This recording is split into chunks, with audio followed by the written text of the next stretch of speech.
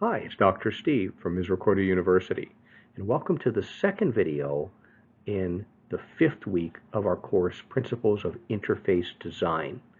For this video, let's take a look at designing a screencast. In our first video for this week's course, we learned about Universal Design for Learning, also known as UDL. Now, let's apply it in this video as we take a look at how we can create and also design a screencast. So let's begin by considering how to design a screencast. A screencast is a digital, both video and audio recording of whatever is happening on a presenter's screen. Now, when the term screencast was first coined, that was in 2005, it was referring to a computer screen because the state of technology, and in particular mobile technology at that time, was much more limited.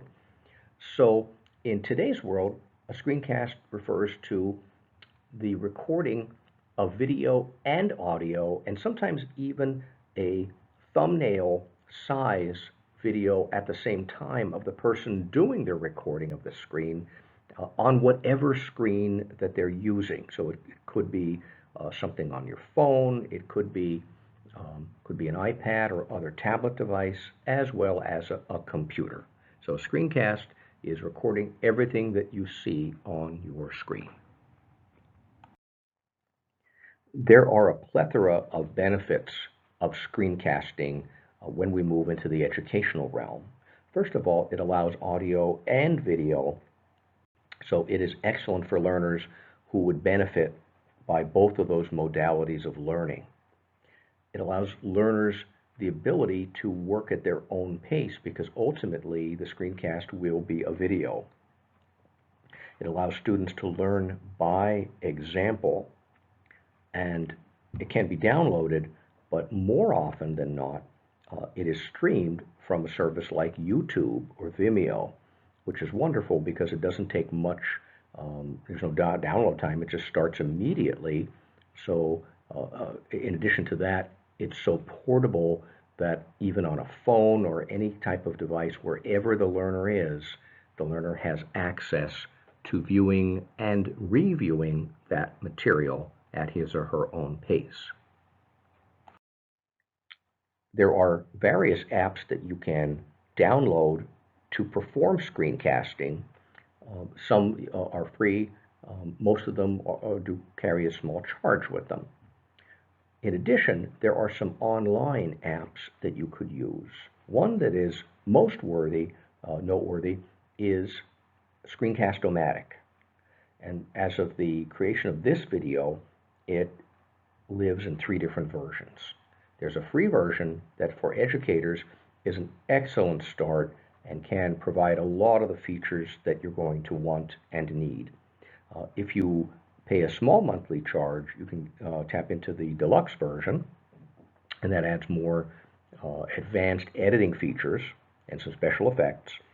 In the Premier version, which is a little bit a larger monthly fee, but still relatively small fee in general, it allows more effects, more capabilities, and also storage. You can store a tremendous amount of screencasting material online and have it backed up and safe and so on. So this is definitely a noteworthy app. Let's take a brief look at Screencast-O-Matic. Here I am. I already logged in to my account at Screencast-O-Matic, and I'm going to go down here where it says start recording for free, and also they talk about the video editing tools. So I'm going to start right here, and it says to launch the recorder. Now this is your first time going in. It's going to download, and then so it'll give you the software that you need in order to run this app. Now I've already downloaded it, so it appears on here, and here are the options that I have. Number one, we have to take a look at what size of the screen are we going to do. So I can simply resize this because maybe I want just a small portion of the screen. Maybe I want a larger portion. Maybe I'm teaching something about how to use something on the computer, and I need like the full computer screen, so I can do that too. And I can also move this around and so on. Okay, so I'll start with sizing it. Number two, it says, what are you going to record? You can do the screen, you could do your webcam by itself, or you can do both. So for some teachers, especially if they're dealing with younger children, they may want to have their face as a thumbnail, maybe in the lower right-hand corner, which is a kind of a design standard if you're going to do that. And that way the students, especially young students, get to see you and pick up your expressions and your emotions, and they feel more connected to you. So you decide, first of all, the size of the screen, what you want to record, and then it will tell you what your maximum time is. Now, if you're using the free version, the maximum time will be 15 minutes. And then we talk about the screen size based on how large of an area you have selected. And then here you can double check your camera and also your, for your narration, your microphone. Notice my microphone is moving here, it's active, it's picking up pretty well, so I'm in good shape. If I had concerns, I could go in and I could select a different microphone, and I could also make some changes in there if I wanted. And then when I'm ready to record, you notice down here it says record, and that button will become a stop button after. And here is the gear icon, which will take us into different types of settings for the recording as well. And that's it. So you basically narrate as you use your computerized device. When you're finished, you will have access to a link, and if it's stored on Screencast-O-Matic, you can now share that link with your class. Another noteworthy tool is TechSmith's Screencast online software. You can see the website in order to access this tool on the bottom of this screen. I say it's noteworthy because TechSmith has created a number of products over the years, and they're highly regarded as excellent video and audio tools. The premier one is Camtasia. Now that is a tremendous and powerful software where you could practically record a television show. I mean, it has tremendous capabilities. And for teachers, teachers will not use a lot of the features that are in there, but if a teacher wants to really create the highest quality products, you could certainly use that product in order to achieve your end. But in the meantime, you could use, even for free, very similar, it's a similar setup as the last product that we looked at. There's a free version, there's a monthly paying version, and also you could pay by the year. And you'll find that it is very similar to Screencast-O-Matic, but again, with the backing of the people who created that software, Camtasia, that has just tremendous capabilities. So this could be a second option as you're considering how to create your screencasts. Another tool that I really enjoy, and this time this is an app that you can download, it's Explain EDU. So let me click into it and give a brief overview and tour of this product. Here is Explain EDU. So I can do a screencast in here. I've already opened a project that I have started. So here I'm going to do a screencast. I'm going to talk about accessing our EBSCOhost databases at Misericordia's library. I've inserted some graphics and some text. On the lower right-hand corner of the screen, you see I can click through the various slides, as it were, different screens. And then when I get to a screen that I want to work with, notice the very top tool, I can insert a whole bunch of different things. So I can insert files and video and images, and they have their own clip art that they give access to. You can insert audio and also placeholders for other elements. You can also, up top, you can see that you can insert a new browser, which is very powerful, and we'll look at that in a moment, and equations and some other really great things. So here is the pointer, the finger pointer tool, and that will allow us to move things and manipulate them around. Then we have pens and highlighters, and it doesn't take much experimentation to see how these all function. There's highlighters, there's erasers, we have different colors that we can work with and shapes that we can also fill with colors. Here's a text tool, so we can simply click and then we can start typing some text. So I'll put some text in here quickly, and then I can work with that as well. But for now, I'll just click outside of it.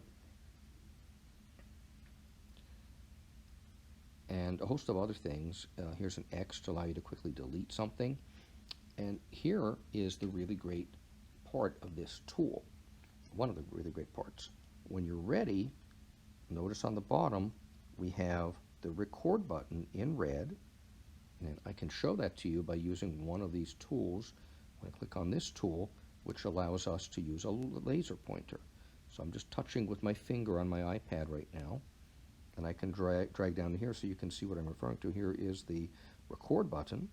There's the play, and of course rewind and fast forward. Make sure my microphone is on. Here is the readout of the time for every single screen that I'm going to work with. So the nice thing is I can use things like this laser pointer. I can also use drawing tools, and I can also use this finger and this hand, and I can manipulate things around, because when I record, I'm going to record a video as well as the audio.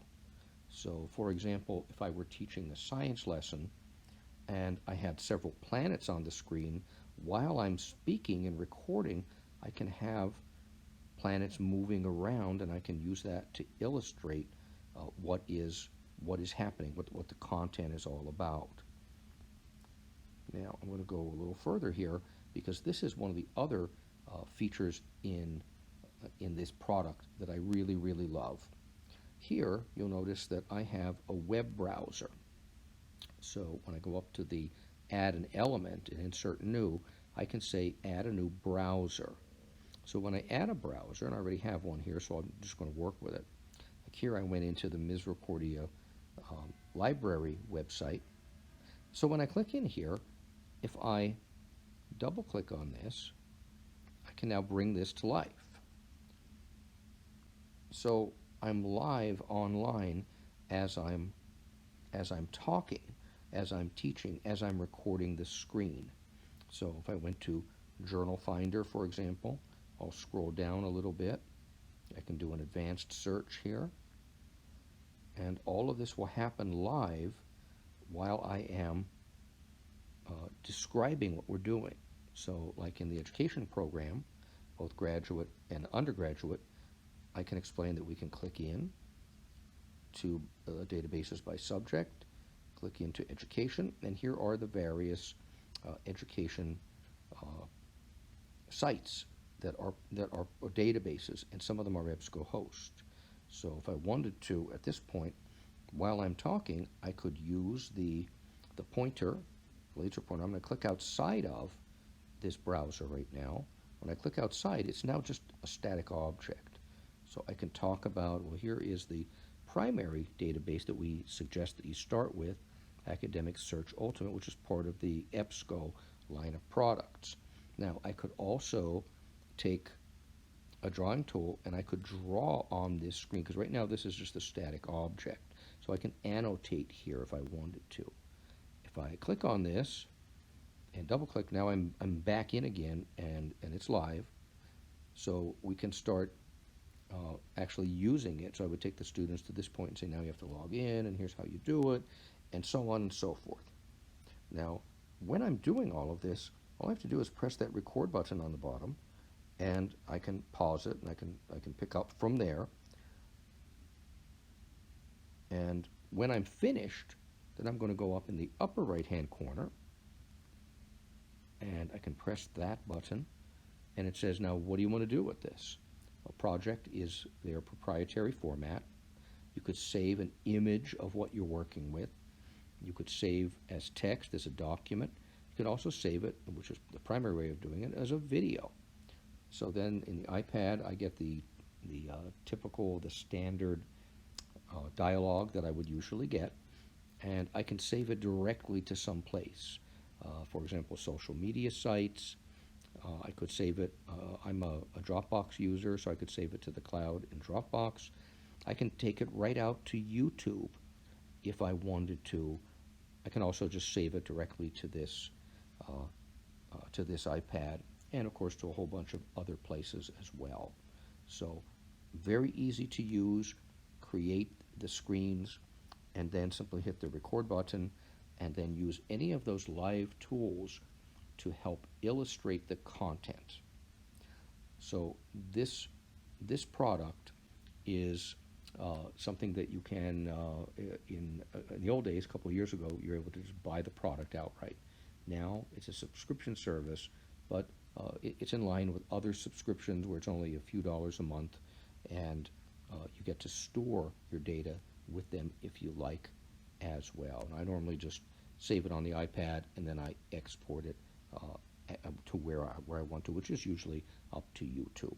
So if you're not comfortable using like Screencast-O-Matic, a product where it's online and you're strictly in the cloud and saving all your material there, you can also do this in app form and still do it mobile on a tablet device. Let's consider some design tips for teachers who are creating screencasts. Number one, and first and foremost, is keep your screencast short. This is not meant to be a replacement for a 45 or minute or 60-minute class period. So keep it short. And if you do have several topics that you want to cover in a, so to speak, class period, a traditional time period, consider breaking your topic down into subtopics and record each of those screencasts individually. A lot of studies have been done, and we know from our own experience working with students in today's day and age that students are used to watching videos that are shorter in length versus longer. Think about yourself when you click into YouTube or wherever you get your videos from. What's the first thing after you do a search? What's the first thing you look at besides the relevance of the search and what appears to be the better quality of the various hits that come back? It's typically the time frame. If it appears to be too long, you're probably going to opt for a shorter video. So keep that in mind. Allow the students to access the content in chunks, in pieces, and you want to reduce the possibility of student cognitive overload or also disengagement in the video. A second and equally important design tip is to be very, very organized and communicate well with your learners. Clearly define your topic and state it early in the video. List your objectives for that screencast and list that down and describe it briefly. In other words, we're going to provide an advanced organizer for our students. We want them to have an idea of where the presentation is going, what to expect in this presentation, what are the main points.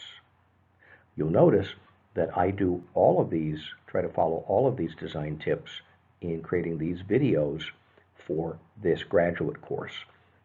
You'll notice that I always start by defining where it's from, who we are, and who I am, and where this topic is within the course. So I try to provide that map and that outline so people understand where this fits in to the whole scheme of the course.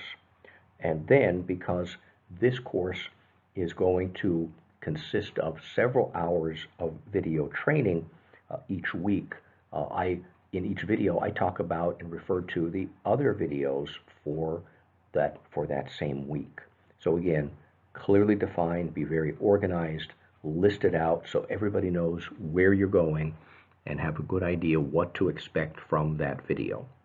Now, certainly those are good thoughts in general, but practically speaking, it helps our learners a whole lot very practically because a learner can evaluate what this is about, and it can help them as they're monitoring what their previous knowledge is in this content area. So in other words, should they spend more time here? Is this something they can kind of breeze through a little more quickly because they already have some familiarity with the content, and now they're going to approach it differently. They're going to look for the different things, for the highlighted pieces, and so on. So while we say being organized it's a good design tip, and it certainly is, but it is far-reaching because it helps our learners decide how to work with the videos that you are creating. The shorter your video presentation, the more organized you have to be, and the more clearly prepared you have to be. Think about it. As a teacher, if you're filling a 45-minute-ish spot, you have time to be able to get all your ideas out. You have time to cover all the objectives, and you can adjust that as you go.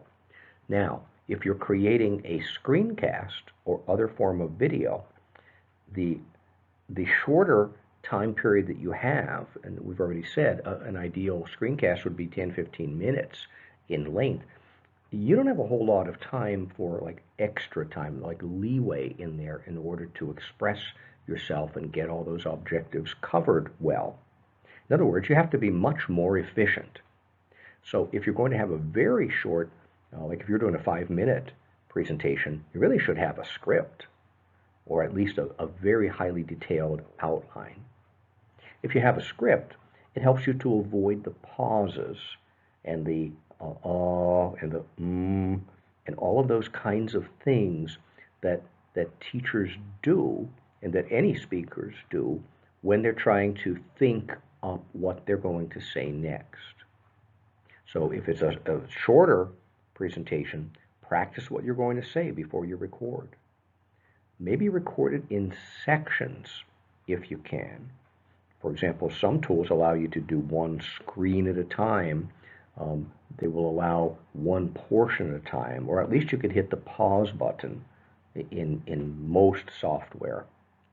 So definitely think about preparing something so that you're highly organized, because that will make your videos most efficient.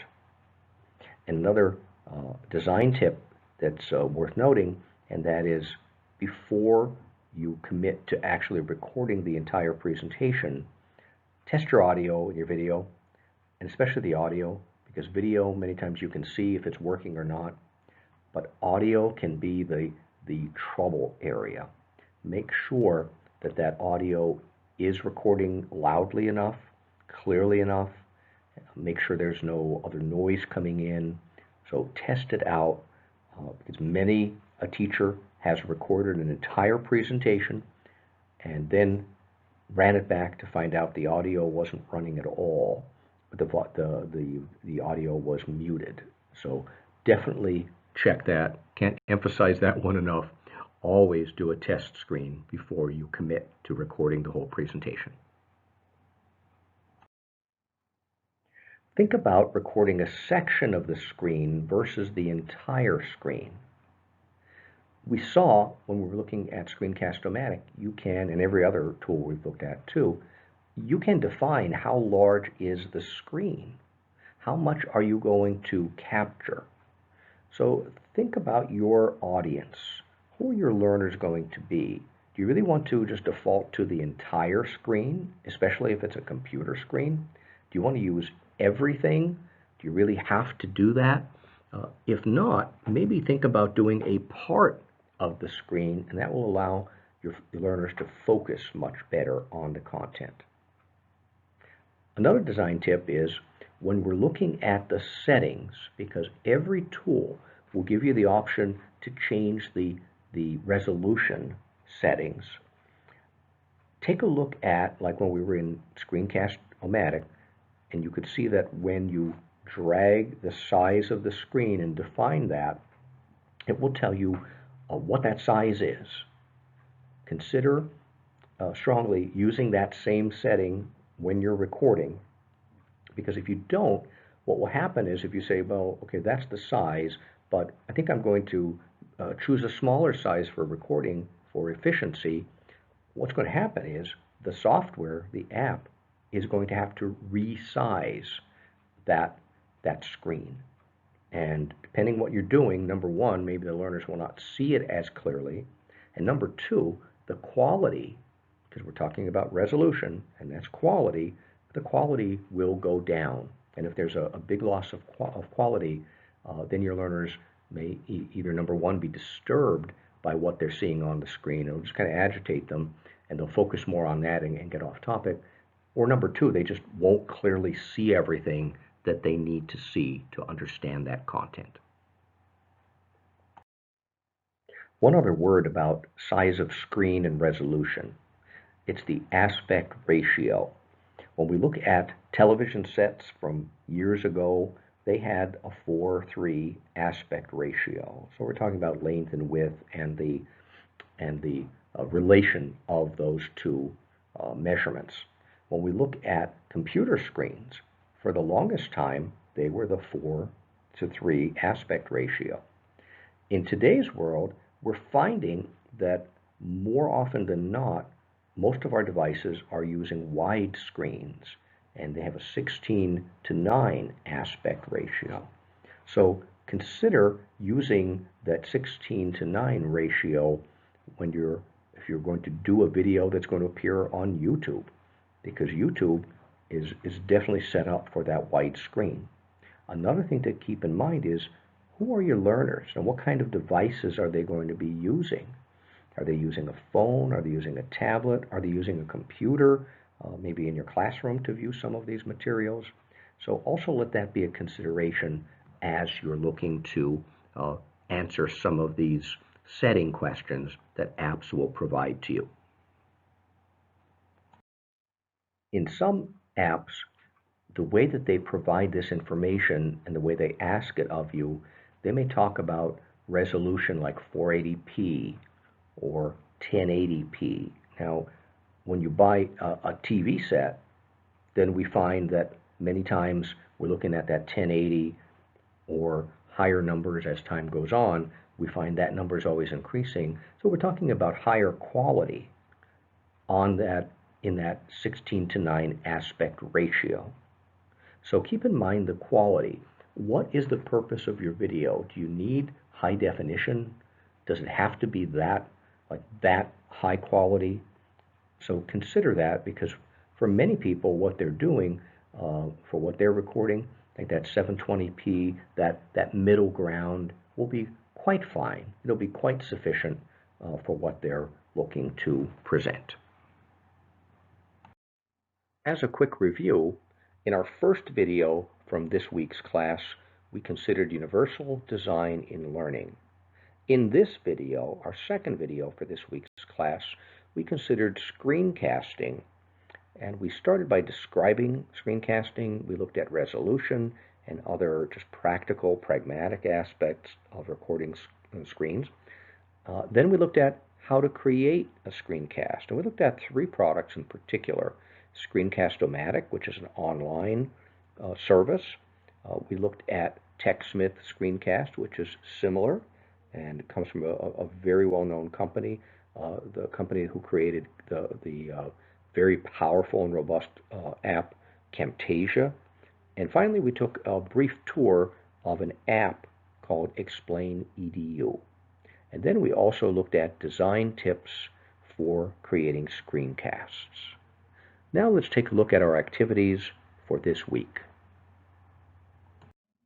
To wrap up this week's class, we're going to hold 4 activities online. Our first activity, as we've done in previous weeks, is going to be a debriefing of the class. As usual, I've started with some starter questions to spark our discussion. Keep in mind that you do not need to answer all of those questions, but they're starters, and between all of us, we'll probably end up touching on a little bit of each of these questions in our discussion. For activity 2 this week, we took a look at UDL principles, Universal Design for Learning. So let's create either a wiki or a discussion where we all contribute and talk about and review and highlight the salient points of UDL. So what are the primary principles of Universal Design for Learning? How can we apply them in different media? How can you incorporate UDL into teaching, whether it's technologically based teaching and designing interfaces, or also non-technology based traditional teaching and learning? And a final thought, what are some good online resources to learn about UDL? As usual, you do not have to answer all of these questions, but all of us together will touch on most, if not all, of these points. For our final activity this week, our guided project is, let's create a brief screencast. Now I say brief because we said in our design tips that typically a screencast will be shorter in length, 10, 15 minutes, more or less, depending on the content and who your audience is. Consider using Screencast-O-Matic online, or if you wanted to experiment with one we talked about but didn't really delve into very deeply, TechSmith's Screencast, or Explain EDU, or another tool of your choice. Select some short content. Maybe it would be a procedure to teach. Maybe it's something like how to perform a basic procedure in PowerPoint, or using one of the Google apps, or some other software tool or app. Something procedural in nature. Or maybe look at a particular website that you use in your teaching and navigate users through that website. Or consider focusing on some topic and then use a website as the content. And then you can walk through and refer to the website or more than one website as you present some information.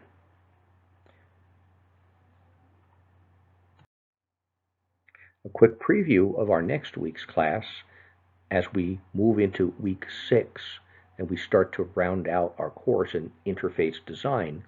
We're going to look at 2 major areas. How could you design an audio podcast? And second, how could you design an active Inspire flip chart that you could use with the Promethean board in your classroom live? And then our hands-on application will be a choice of designing either an audio podcast or producing a Promethean board active Inspire flip chart. Have a good week, and we'll see you at our next class.